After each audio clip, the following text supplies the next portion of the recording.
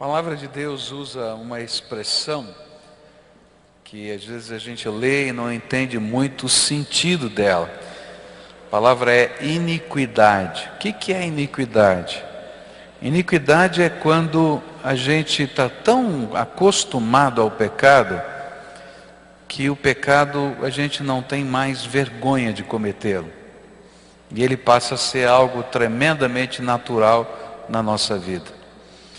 E a Bíblia diz que quando a iniquidade chega, ou seja, o coração do homem está tão endurecido que ele não se envergonha mais do pecado, e ele não pode reconhecer nem que aqui alguma determinada ação é pecado, é tempo que Deus tem que julgar a sua terra, julgar o seu povo, julgar uma nação. E é por causa disso que eu tenho que falar uma coisa que durante 30 anos no meu ministério eu nunca fiz. Eu completei 30 anos de ministério no dia 8 de agosto. E nesses 30 anos eu nunca fiz o que eu fiz hoje pela manhã e vou fazer agora à noite. Eu quero dizer para vocês que nós precisamos tomar muito cuidado com essas eleições que vão acontecer. Porque existem uma série de leis que estão tramitando, que vão depender do voto do deputado federal, que vão depender do voto do senador, que vão ser incorporadas pela ação da máquina estatal através da presidência da República, e nós vamos estar votando nessas pessoas no próximo mês, que vai tomar força também nas câmaras estaduais, nas ações que são feitas através do Estado. E nós precisamos de valores cristãos trabalhando nesses contextos. Por causa disso está havendo no Brasil um movimento, que eu faço parte agora, graças a Deus, tá? De líderes cristãos, de várias denominações, evangélicos e católicos, que estão trabalhando para que a gente possa impedir que a iniquidade seja institucionalizada na forma de lei.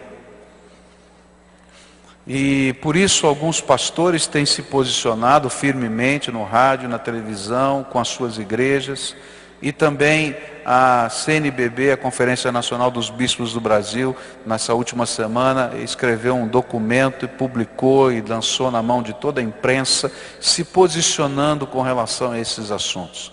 Eu vou pedir que você assista um vídeo de alguns minutos que fala desses problemas e de como nós precisamos levar isso a sério, porque isso tudo que vai passar aqui é iniquidade institucionalizada, e que nós precisamos nos posicionar e dizer, nós não queremos isso na nossa nação, e procurar pessoas que nos representem para dizer, vou votar contra essas coisas, porque caso contrário, a iniquidade será oficializada, e Deus não vai ter outra coisa a não ser julgar a nossa terra. É isso que a Bíblia diz. Então veja esse vídeo um pouquinho.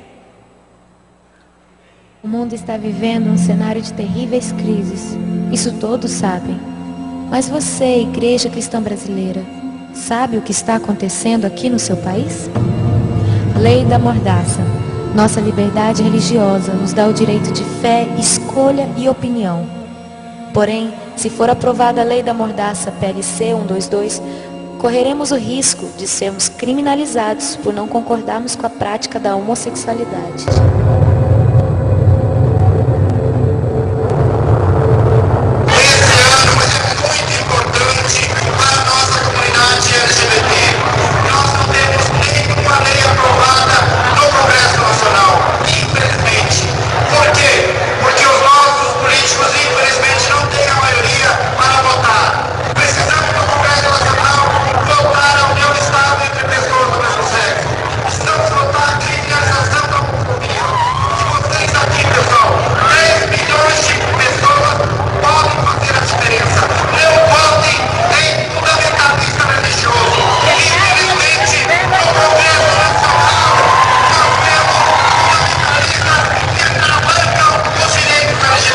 Nós devemos ter muito cuidado em relação à questão da Bíblia, porque nós sabemos que é um livro antigo. A Bíblia, ela não é o livro sagrado.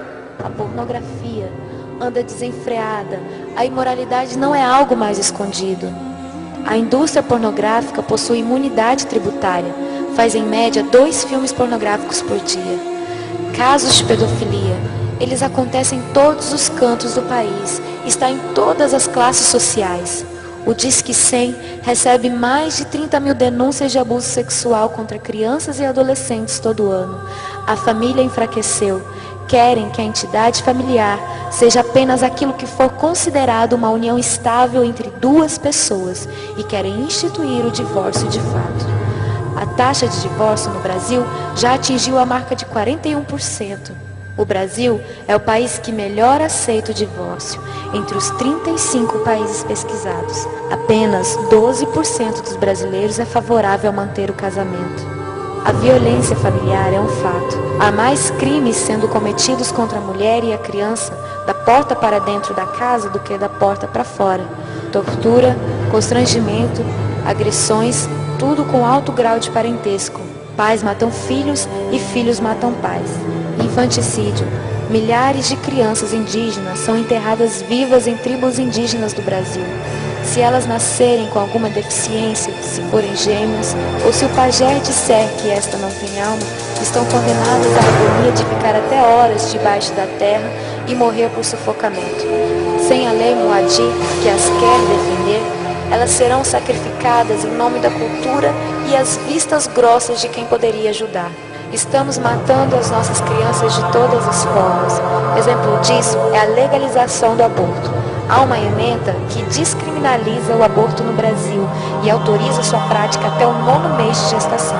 Com isso, ficamos a um passo de termos que carregar a vergonha e a maldição de um país que é a favor do aborto. Elas terão a vida negada, serão mutiladas, arrancadas com métodos cruéis.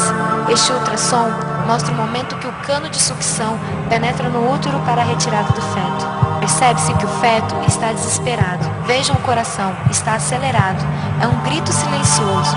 Ele sabe que algo errado está acontecendo com ele. Mas nós não estamos sabendo o que está acontecendo em nosso país. Cadê a igreja? Ela se fechou em seus problemas internos. Adormeceu, ficou passiva. Precisamos clamar pelo nosso país. Igreja brasileira, reaja, desperta nossas almas, Senhor. Vivifica a tua igreja. Enquanto há tempo, enquanto o amor não morreu, tira a venda dos nossos olhos. Vivifica a tua igreja.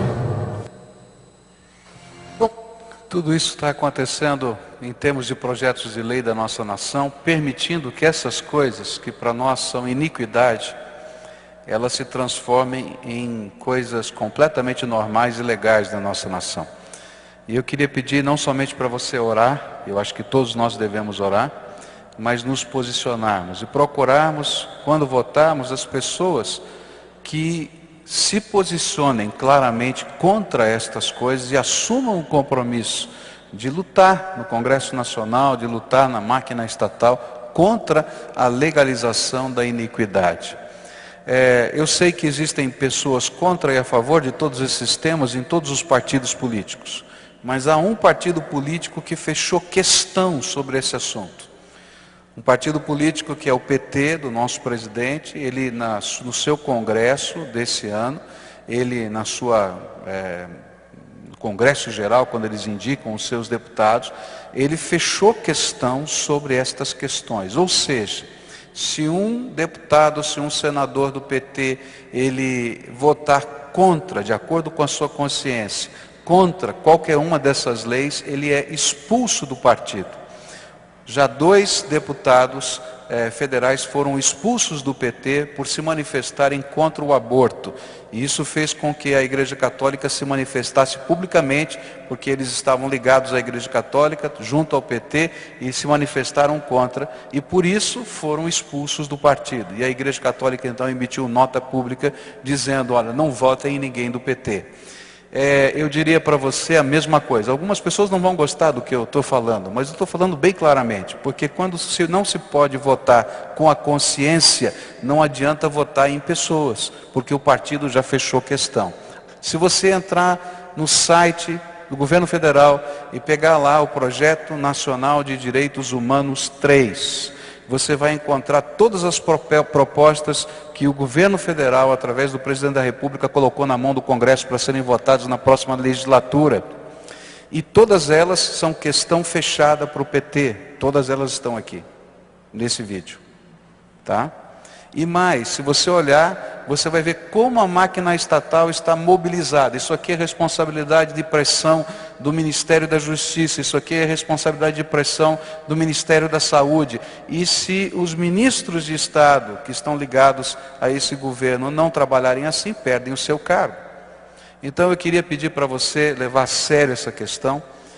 Como pastor eu nunca fiz isso, eu não estou dizendo para você votar em A ou B, eu vou dizer para você em quem não votar, em pessoas que estejam trabalhando a favor da iniquidade na nossa terra, porque senão, queridos, Deus vai julgar a nossa terra, e se Deus julgar a nossa terra, isso vai acontecer na tua vida e na minha vida, porque eu faço parte dessa terra, porque Deus não tolera iniquidade, amém?